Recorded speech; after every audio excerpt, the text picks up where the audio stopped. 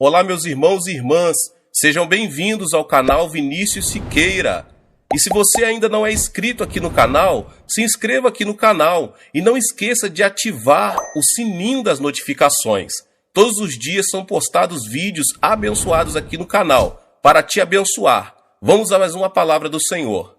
Vamos começar nessa noite respondendo o que muitas pessoas têm perguntado sobre o que é oração.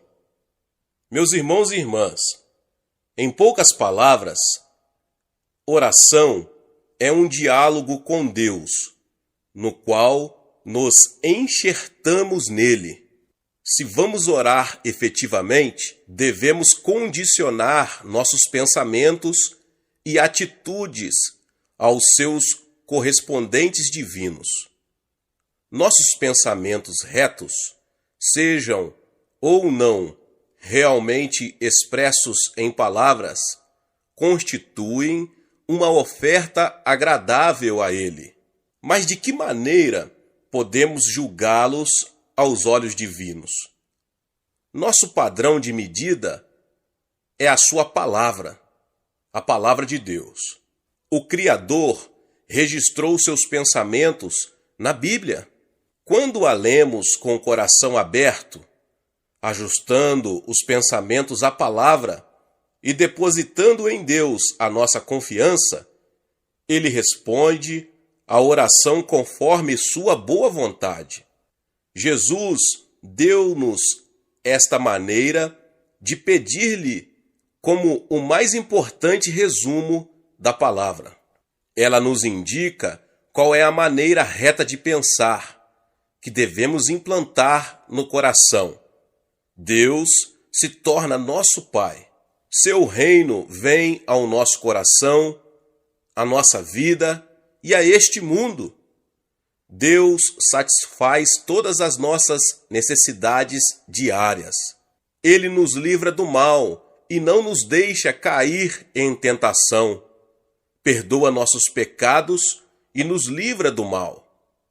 Jesus orou o que se tornou conhecido como a oração do Senhor, em resposta ao pedido dos discípulos que desejavam receber uma lição sobre a maneira de orar. E os pontos que Jesus abrangeu são significativos como modelo para nossos próprios pensamentos em relação a Deus. Logo no início, Jesus ensinou com clareza os fundamentos da atitude própria que deveríamos ter para com Deus. Pai nosso que estás nos céus. O Pai é aquele a quem podemos confiar, por intermédio dos nossos pensamentos retos, o mais ardente desejo do nosso coração. Somente Ele pode ouvir a nossa oração e dar-lhe resposta. Deus está à espera de que tenhamos os seus próprios pensamentos. Vejamos o que a palavra diz a respeito de nosso Pai que estás nos céus. Na ocasião em que eu dirigia uma cruzada evangelística nos Estados Unidos, recebi uma carta de uma mulher divorciada que mencionava as dificuldades de criar filhos sem a presença de um pai. Enquanto eu lia a carta, veio-me a lembrança o quanto é importante a participação paterna na educação dos filhos. Ao ensinar, Jesus se referia a Deus como Pai, tendo feito isso 17 vezes só no Sermão do Monte. Por que é que Jesus nos ordenou chamar ao Senhor de Pai? Como é que Deus se tornou nosso Pai? No princípio, Deus criou Adão e Eva como seus filhos. Ele os criou segundo sua própria imagem e soprou neles o fôlego de vida, ou o Espírito. Por causa de sua imagem e Espírito divinos, os pensamentos e o caráter de Adão e Eva eram exatamente iguais aos do Criador. Como um pai sabia o que se passava na mente do filho, e o filho sabia o que se passava na mente do pai. Assim o Senhor sabia o que estava na mente de Adão e Eva, e ambos sabiam o que ia na mente dele. Referindo-se a seus filhos e filhas, Deus disse: a todos os que são chamados pelo meu nome, criei para minha glória. Isaías 43:7. Quando os filhos se comportam, os pais recebem honra, mas quando agem de maneira vergonhosa, os pais recebem desonra. O Senhor desejava que Adão e Eva, a quem ele criou segundo sua própria imagem e semelhança, em quem soprou seu espírito, dessem-lhe glória e honra para sempre. Mas Adão e Eva recusaram-se a permanecer filhos de Deus.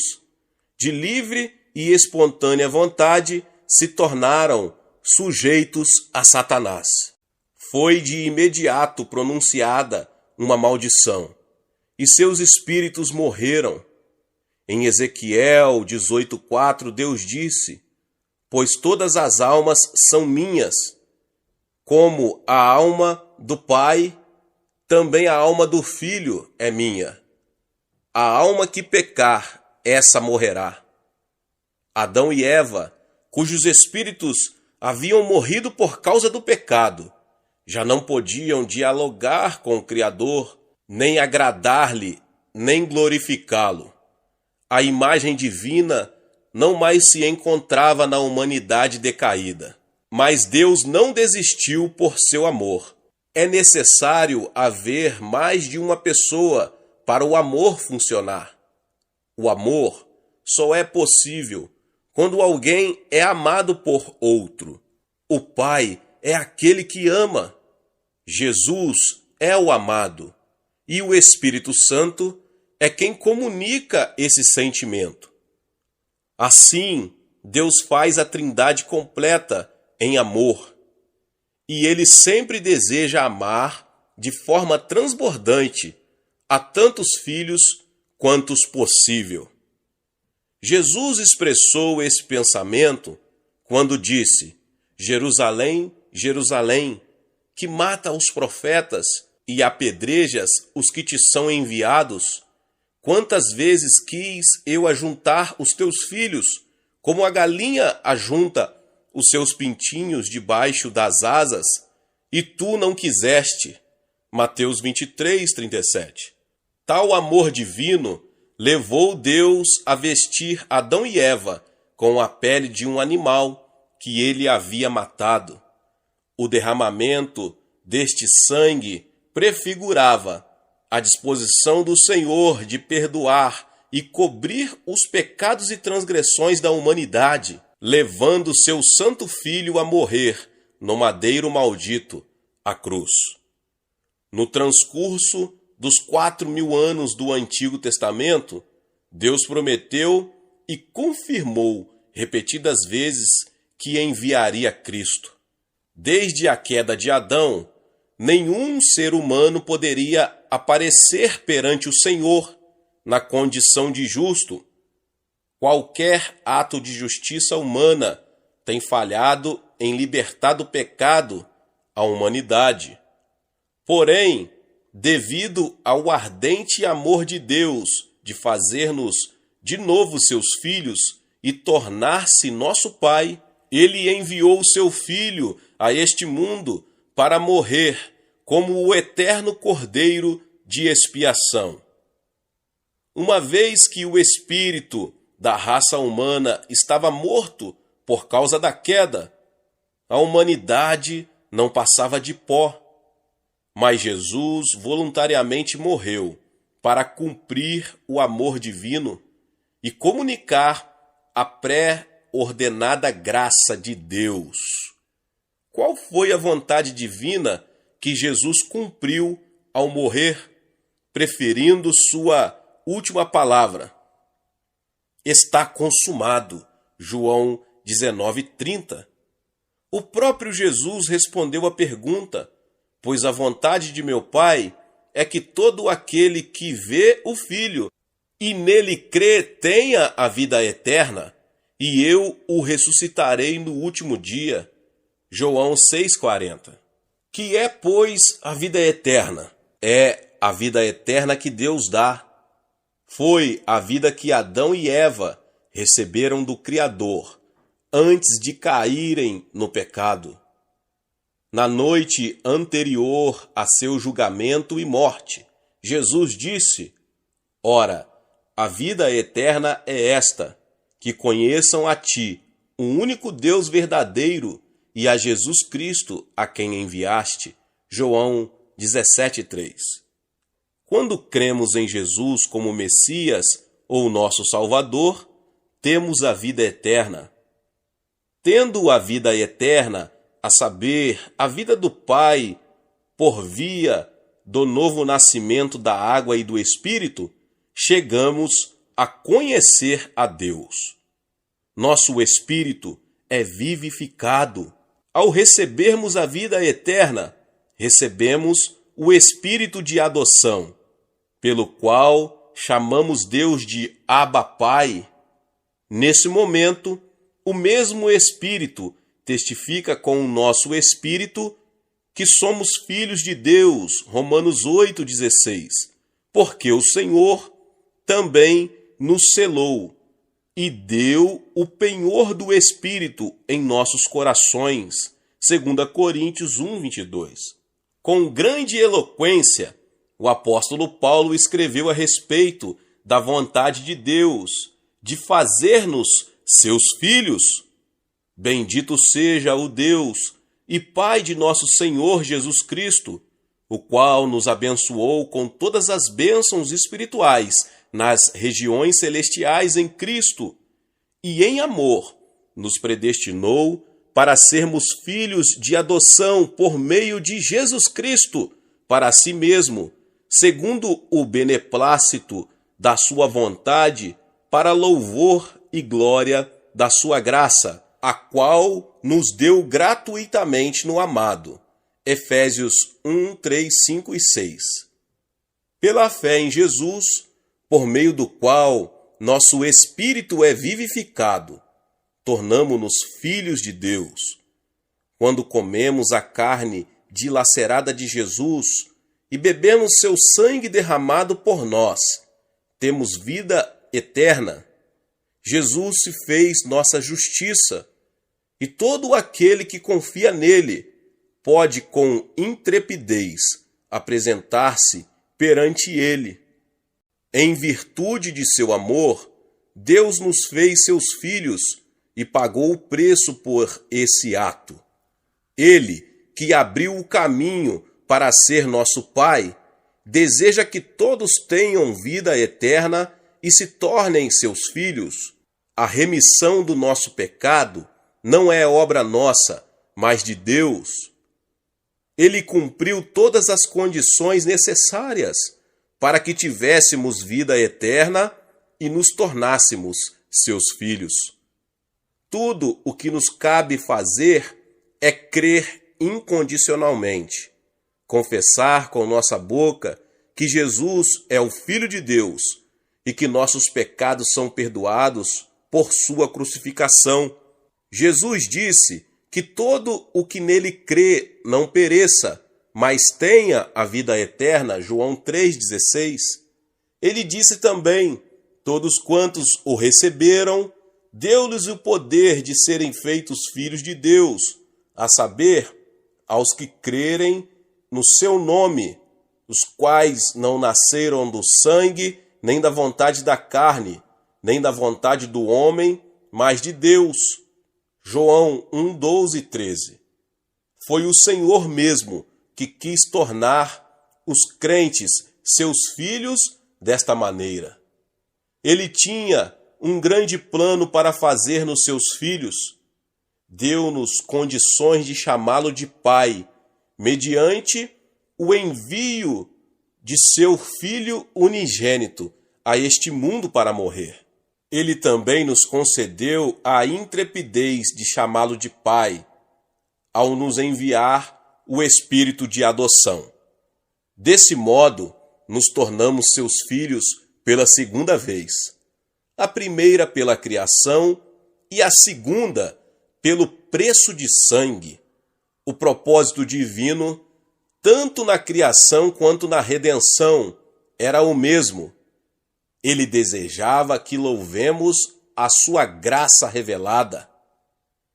E, enquanto assim fazemos, nada há que nos separe do amor de Cristo, como este declarou: Eu lhes dou a vida eterna, jamais perecerão, eternamente, e ninguém os arrebatará da minha mão. Aquilo que o Pai me deu é maior do que tudo, e da mão do Pai ninguém pode arrebatar. Nosso relacionamento com Deus, como seus filhos por meio do sangue de Jesus, é um vínculo espiritual de sangue. Ninguém pode cortar esse vínculo, nem neste mundo, nem no vindouro. Jesus disse que deveríamos chamar a Deus de Pai Nosso. Os pensamentos que devemos ter ao nos dirigirmos a Ele desse modo são: ao pensarmos nele como nosso Pai, devemos sempre ter em mente o precioso sangue de Jesus. O fato de estarmos salvos não significa que podemos comparecer perante Deus sem o mérito desse sangue. O cântico com o qual louvaremos ao Senhor para sempre relaciona-se com o poder do sangue. A visão que o apóstolo João teve na ilha de Patmos incluía aos santos redimidos no céu, louvando a Jesus, o Cordeiro. Digno és de tomar o livro e de abrir-lhe os selos, porque foste morto, e com o teu sangue compraste para Deus os que procedem de toda a tribo, língua, povo e nação, e para o nosso Deus o constituíste reino e sacerdotes, e reinarão sobre a terra. Apocalipse 5, 9 e 10. Nesta mesma visão, João viu a grande multidão de santos, salvos pela pregação dos 144 mil israelitas que estavam perante o trono e perante o Cordeiro, e clamavam com grande voz: ao nosso Deus, que se assenta no trono, e ao Cordeiro pertencem a salvação. Apocalipse 7, 10. Visto que cantaremos do sangue de Jesus para comemorar nossa salvação, quando oramos, Pai nosso que estás nos céus, devemos nos lembrar que Deus é o Pai de Jesus, ao mesmo tempo que é nosso Pai. Quando pela primeira vez Jesus apresentou seu corpo ressuscitado a Maria Madalena, depois de haver cumprido a vontade de Deus para nos fazer seus filhos mediante a morte na cruz, ele disse: vai ter com os meus irmãos e dize-lhes: subo para meu Pai e vosso Pai, para meu Deus e vosso Deus. João 20, 17. Sem hesitação, Jesus chamou os discípulos de irmãos. Seu Pai tornou-se o Pai dos discípulos. Seu Deus tornou-se o Deus dos discípulos. Não podíamos chamar a Deus de nosso Pai, até que Jesus nos deu o privilégio. Quando chamamos Deus de nosso Pai, podemos nos lembrar também de que Ele é o Pai de todos os crentes, unidos pela presença de Jesus em seu coração. Todo aquele que adora a Deus, louva a Deus, crê em Jesus como o Salvador e reconhece e recebe de bom grado o Espírito Santo como o Consolador, não deixa de ser um irmão e uma irmã em Jesus. Somos os materiais da construção do templo espiritual que Deus habita.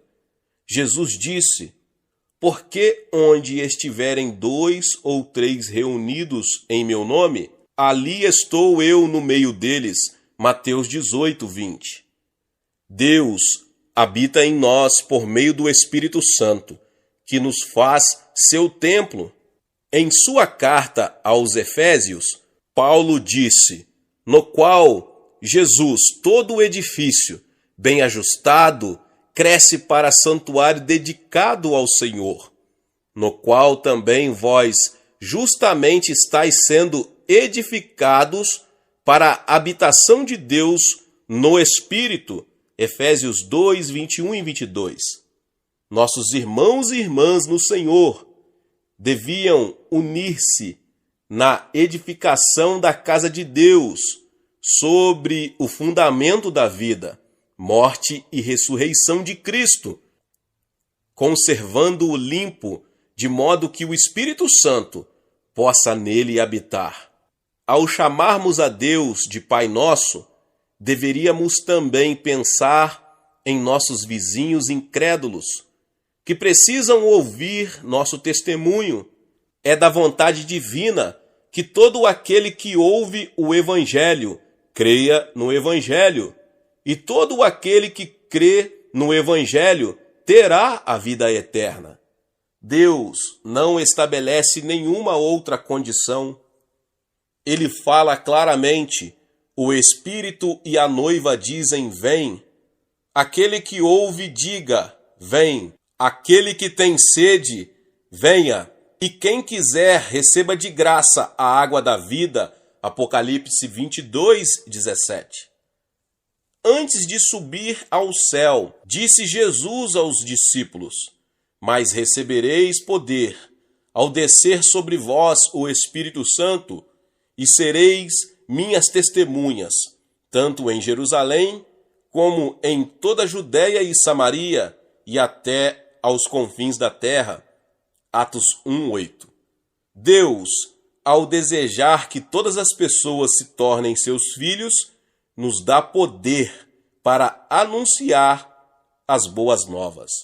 Quando falamos com nosso Pai, devemos ter pensamentos corretos acerca de onde Ele está. Devemos abandonar a noção de que Ele está num lugar vagamente definido, distante, e substituir esse pensamento por um quadro específico do lugar onde Ele habita, quer em termos de espaço, quer em termos de tempo.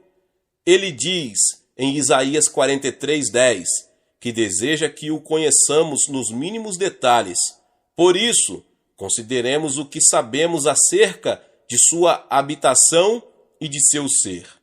Mas muitos perguntam: onde está Deus? Desde a queda de Adão e Eva, ninguém pode conhecer o Criador por si próprio. O pecado irrompeu o caminho do conhecimento dele. A não ser que Deus se manifeste hoje, ninguém pode conhecê-lo. Quando pela primeira vez li a Bíblia, depois de abrir meu coração para o Evangelho, o ministério e o amor de Jesus comoveram-me muito. Um problema, porém, me aborrecia. Segundo minha maneira de ver, os milagres de Jesus aconteceram há 2000 anos na Judéia. Eles nada tinham a ver comigo, vivendo agora no extremo Oriente. A Bíblia que eu lia não passava para mim de um livro de acontecimentos históricos. Que ligação tinha eu com a obra de 2000 anos dirigida aos judeus? Pergunta após pergunta surgiam e me confundiam, mas eu continuava lendo, com o intuito de encontrar uma resposta que afastasse as minhas dúvidas. Eu até entretinha conversas imaginárias com os grandes personagens que haviam visto Deus. Talvez isto me desse mais discernimento, raciocinava eu. Primeiro busquei Adão, o genitor da raça humana. Pai Adão, perguntei, onde encontraste Deus? Adão respondeu, tu podes encontrá-lo no jardim do Éden. Eu sempre conversava com ele ali, na virada do dia, mas não foste expulso daquele lugar? E não é verdade que ninguém pode entrar ali? Quando fiz esta pergunta, Adão apenas permaneceu em pé em silêncio e curvou a cabeça. Incapaz de encontrar uma resposta satisfatória, fui procurar Abraão, o pai dos crentes. Abraão, considerando que sempre andaste com Deus, podes dizer-me onde ele está? Toda vez que eu desejava encontrar-me com o Senhor, eu erigia um altar, oferecia um sacrifício de animal e aguardava. Algumas vezes ele se manifestava prontamente, mas outras não o fazia com tanta prontidão. Somente junto ao altar eu o encontrava. Não sei onde ele está agora. Então me dirigi a Moisés, o grande servo do Senhor, que obedeceu a Deus e livrou os israelitas do Egito. Moisés, não te encontraste com o Altíssimo numa chama de fogo, num arbusto, no monte Horebe? E também não encontraste com ele no alto do monte Sinai? Certamente podes dizer-me onde ele está. Deus habitava no tabernáculo que havíamos construído. Eu sempre o encontrava diante do propiciatório no tabernáculo, mas não sei onde ele está agora. Ainda insatisfeito, fui ao rei Salomão. Rei Salomão, tu construíste o templo onde o Senhor habitaria. Nesse caso, pode dizer-me onde ele está agora? Claro que Deus habitava no templo que construí. As pessoas sempre iam orar ali e recebiam respostas, mesmo quando se encontravam em país estranho. Elas recebiam respostas se orarem com o rosto voltado para o templo. Ó rei, mas o templo não caiu há 2.600 anos durante a invasão da Síria e da Babilônia? Incapaz de receber uma resposta definida do rei Salomão também, procurei João Batista. João, onde está o Deus que você encontrou? Eis o Cordeiro de Deus, que tira o pecado do mundo. Respondeu ele, Deus está em Jesus. Sentindo o coração agitar-se, comecei a leitura dos evangelhos de Mateus a Marcos, de Lucas a João. Então me ajoelhei humildemente perante Jesus e pedi, Jesus, faze-me saber onde Deus está agora. Com a ajuda do Espírito Santo, li a passagem que foi escrita como uma resposta àquela pergunta. Respondeu-lhe Jesus, eu sou o caminho e a verdade e a vida. Ninguém vem ao Pai senão por mim. Se vós me tivesseis conhecido, conheceríeis também a meu Pai. Desde agora o conheceis e tendes visto. Respondeu-lhe Filipe, Senhor, mostra-nos o Pai, e isso nos basta. Disse-lhe Jesus, Filipe, há tanto tempo estou convosco, e não me tens conhecido? Quem me vê a mim, vê o Pai. Como dizes tu, mostra-nos o Pai? Não crês que eu estou no Pai e que o Pai está em mim? As palavras que eu vos digo, não as digo por mim mesmo, mas o Pai que permanece em mim faz as suas obras. Crede-me que estou no Pai e o Pai em mim. Crede ao menos por causa das mesmas obras. João 14, 6 ao 11. Quando ouvi a voz de Jesus, através desta passagem, a luz da verdade começou a brilhar em meu coração e as nuvens da dúvida começaram a dissipar-se. mas eu não estava completamente livre da dúvida. Perguntei de novo: Senhor Jesus, quando estiveste neste mundo, as pessoas se encontravam com o Pai e viam suas obras por teu intermédio. Mas desde que foste crucificado, morto e ressuscitaste e subiste ao céu, não podemos encontrar Deus. Onde Ele está neste momento, agora? Jesus respondeu-me, trazendo-me à mente e ao coração outro trecho da Escritura. E eu rogarei ao Pai, e Ele vos dará outro Consolador, a fim de que esteja para sempre convosco o Espírito da verdade, que o mundo não pode receber, porque não o vê, nem o conhece. Vós o conheceis, porque Ele habita convosco e estará em vós. Não vos deixarei órfãos, voltarei para vós outros. Ainda por um pouco, e o mundo não me verá mais. Vós, porém, me vereis, porque eu vivo, vós também vivereis.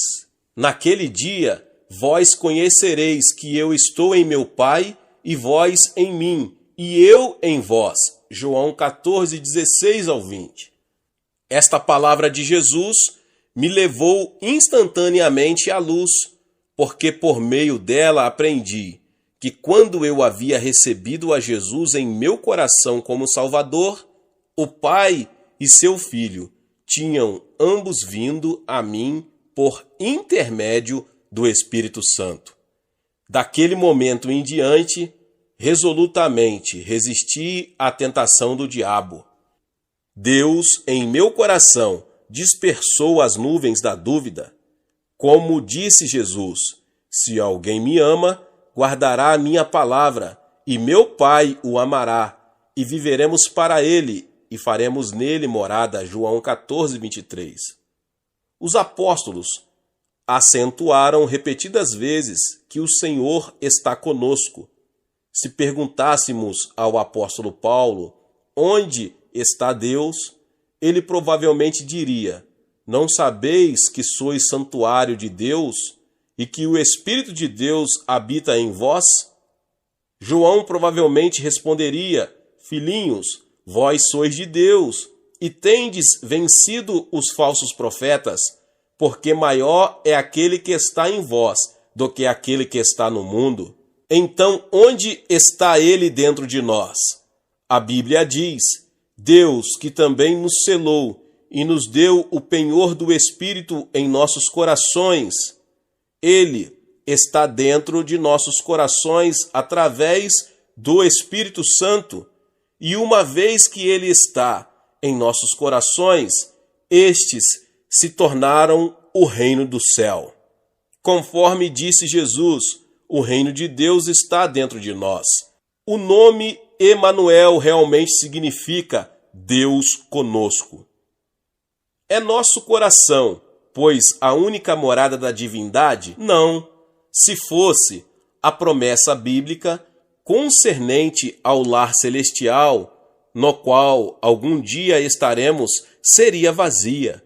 Jesus certamente disse: vou preparar-vos lugar, e quando eu for e vos preparar lugar, voltarei e vos receberei para mim mesmo, para que onde eu estou, estejai vós também. Marcos registrou: de fato, o Senhor Jesus, depois de lhes ter falado, foi recebido no céu e assentou-se à destra de Deus. O escritor da carta aos Hebreus também contemplou Jesus, que está assentado à destra do trono de Deus. Além disso, o apóstolo João descreveu com detalhes a morada do Altíssimo ao registrar sua visão. Seu propósito era mostrar que Deus finalmente revelará seu reino eterno no lugar chamado céu, no momento oculto a nós. Ele nos levará para lá a fim de vivermos para sempre com Ele. Porque, pois, Deus veio a esta terra e porque está habitando em nosso coração. Visto que o Senhor é justo e santo, Nenhum membro injusto da raça humana decaída poderia comparecer diante dele. Ninguém poderia conhecer nada a respeito dele, uma vez que o espírito da raça humana morreu quando Adão caiu. Até mesmo o mais erudito hoje é como um cego quando se trata do conhecimento da divindade. A não ser que Deus nos permita conhecê-lo, o olho não pode ver, nem pode o ouvido ouvir, nem entrará no coração do homem as coisas que o Pai preparou para os que o amam. Jesus veio à Terra em forma humana, a fim de cumprir a vontade do Pai e revelar este a nós, mediante o perdão dos nossos pecados e a nossa admissão como membros da família divina. Se nossos pecados estão perdoados, se nascemos de novo pelo poder do sangue de Jesus, ele entrará em nossos corações e aí habitará mediante o Espírito Santo. Deste momento em diante, nos tornamos filhos de Deus e cidadãos do céu. Se somos cidadãos do céu, também receberemos e gozaremos as bênçãos que o Pai preparou para nós. O Pai guarda e levanta os filhos que ele comprou com o preço do sangue de seu Filho unigênito. Ele lhes dá crescimento e os faz produzir fruto. Quando oramos, Pai nosso que estás nos céus, devemos pensar nele como aquele que governa seu trono no céu, que selou com o Espírito Santo os que creem em seu Filho, fazendo-os seus filhos, e que habita em nossos corações e nos levará ao céu, a fim de glorificar-nos. Tal Deus é nosso Pai.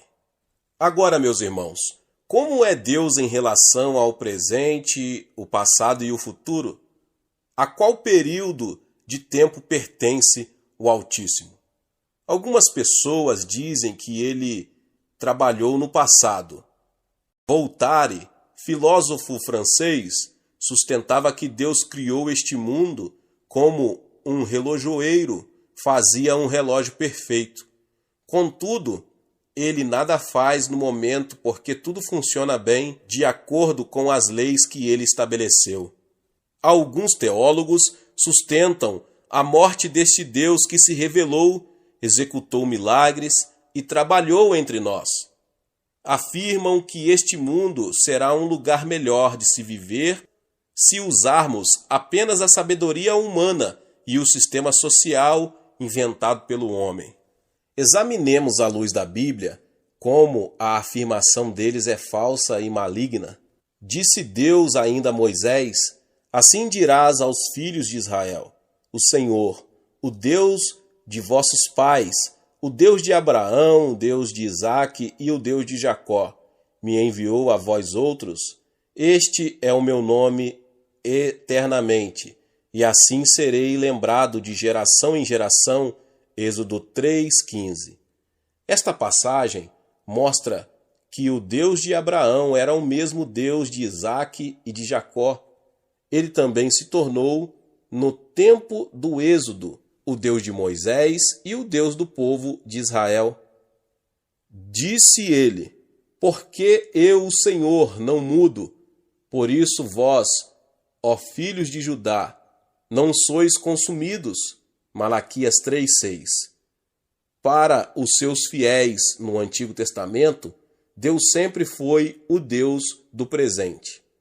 O Deus de Abraão era o Deus de Samuel, e o Deus de Samuel era o Deus de Salomão, e o Deus de Daniel.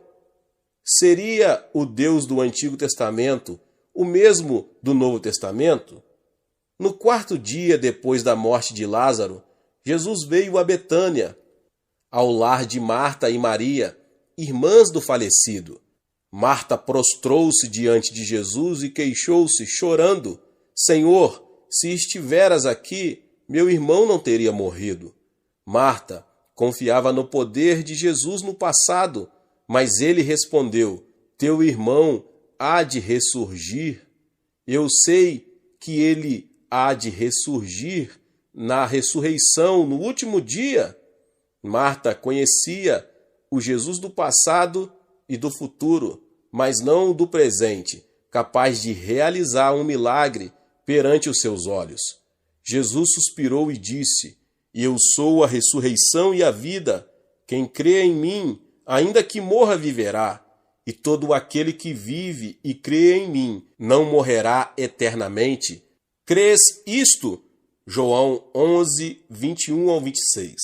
O Deus a quem chamamos de nosso Pai é Senhor do passado e do presente. Ele criou este mundo e o sustenta por seu poder, operando diariamente, segundo a sua vontade.